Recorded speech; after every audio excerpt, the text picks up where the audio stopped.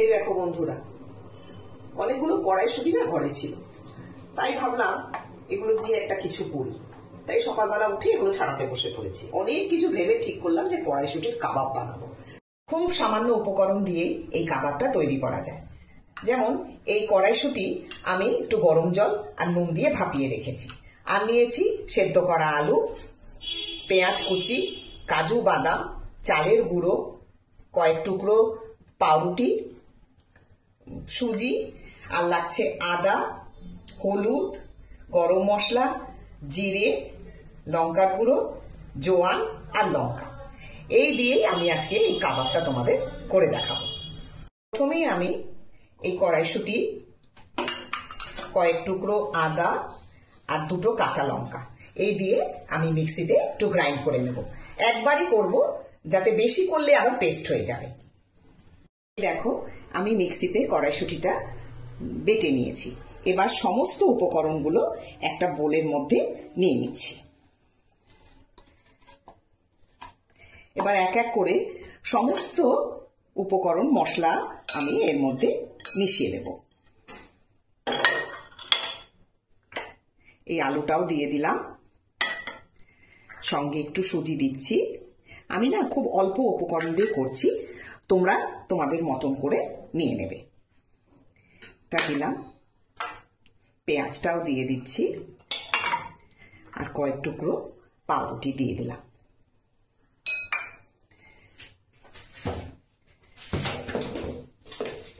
আর সঙ্গে দিলাম একটু নুন। এবার খুব সুন্দর করে এটাকে মেখে নিতে হবে, যাতে খুব সুন্দরভাবে এটা আঁট হয়ে যায়। এই দেখো, আমি সমস্ত উপকরণ দিয়ে কড়াইশুঁটিটা মেখে নিয়েছি। এবার এগুলোকে আমি সুন্দর হাতে একটু জল দিয়ে, তোমরা তেল দিয়েও করতে পারো, এগুলো একটা ছোট ছোট কাবাবের আকৃতি দিতে হবে। এইভাবে ঘুরিয়ে সুন্দর করে তার মাঝখানে একটা করে কাজু বাদাম দিয়ে দিও, দেখতেও সুন্দর হবে, খেতেও ভালো। এইভাবে আমি এক এক করে কয়েকটা কাবাব তৈরি করে নিচ্ছি।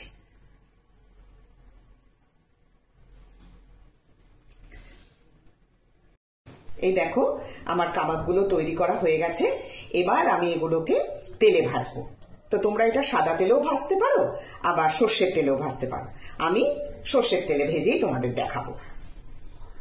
কড়াইতে তেল দিয়ে দিয়েছি, এবার তেলটাও গরম হয়ে গেছে। এবার এক এক করে এই কাবাবগুলো এই তেলের মধ্যে ছেড়ে দেব।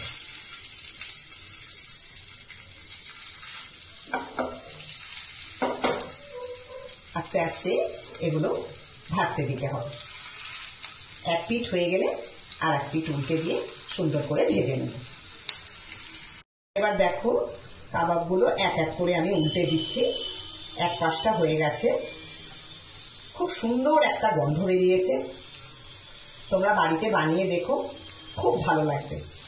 বিকেলবেলা চায়ের সঙ্গে খুব ভালো লাগবে খেতে। আর হঠাৎ করে যদি বাড়িতে অতিথি চলে আসে, তখন যদি এটা বানিয়ে দেওয়া যায়, তারাও খুশি হয়ে যাবে, তোমরাও খুশি হয়ে যাবে।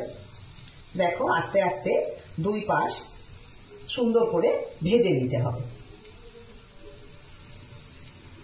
দেখো, আমার কাবাবগুলো খুব সুন্দর করে ভাজা হয়ে গেছে। এবার আমি একটা টিস্যু পেপারের মধ্যে এগুলো সব তুলে নেব, যাতে এক্সট্রা তেলগুলো বেরিয়ে যায়। কড়াইশুঁটির কাবাব একদম তৈরি। টমেটোর চাটনি দিয়ে খুব ভালো লাগবে খেতে। তোমরাও একবার বাড়িতে বানিয়ে দেখো, আশা করি ভালোই লাগবে। কেমন হলো রান্নাটা তোমরা কিন্তু অবশ্যই আমাকে কমেন্ট করে জানিও।